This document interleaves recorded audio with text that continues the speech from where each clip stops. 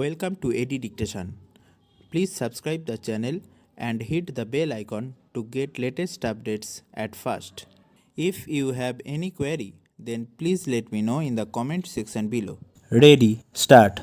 The High Court has further failed to appreciate some other important facts which create reasonable suspicion and shadow of doubt in the truthfulness of the prosecution story, namely, instead of confronting with the forest officers who were on patrolling duty in jeep, the accused appellants would have tried to conceal their presence either by hiding themselves or by running away.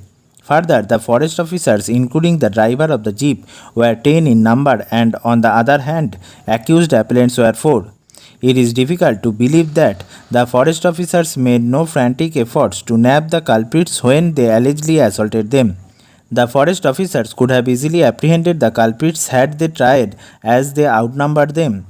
Further, it is clear from the record that all the forest officers were deployed on patrolling duty to keep a check on the then increasing forest offences. It means incident like in the instant case could reasonably be anticipated. It has been rightly appreciated by the trial court that under such circumstances they should have been armed with weapons, at least for their own safety.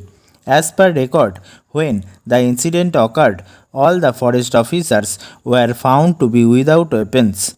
It cannot be believed that the forest officers on patrolling duty were without any weapon. In this regard, the High Court has erred in observing that the Forest Department, being poorly equipped, failed to provide weapons to meet the situations, like in the instant case. The prosecution version is that after the assault, all the accused appellants ran away in their bullock cart, leaving behind the weapons. It has rightly been observed by the trial court that if the accused appellants had any intention to carry away the said weapons, they would have easily done so, as after the alleged assault, they had no hurdle whatsoever in that regard. Thus, the aforesaid story certainly casts a shadow of doubt on the truthfulness of the prosecution case and renders the same to be unreliable. The reasoning given by the High Court in its judgment and order in itself is contrary. On the one hand, it has observed that when the accused appellant started assaulting the forest officers, none of the officers who were unarmed dared to go near the culprits with a view to catch them, thus placing the accused appellants in a dominating position.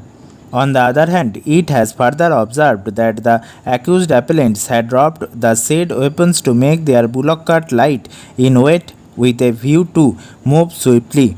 This court finds the aforesaid reasons assigned by the High Court to be incorrect. Once the accused appellants were in a dominating position, none of the forest officers could go near them for the purpose of nabbing them.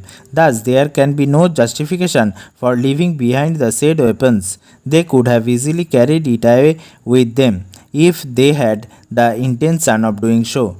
The prosecution has failed to explain the reason behind the accused appellants not taking away the said weapons with them. Stop.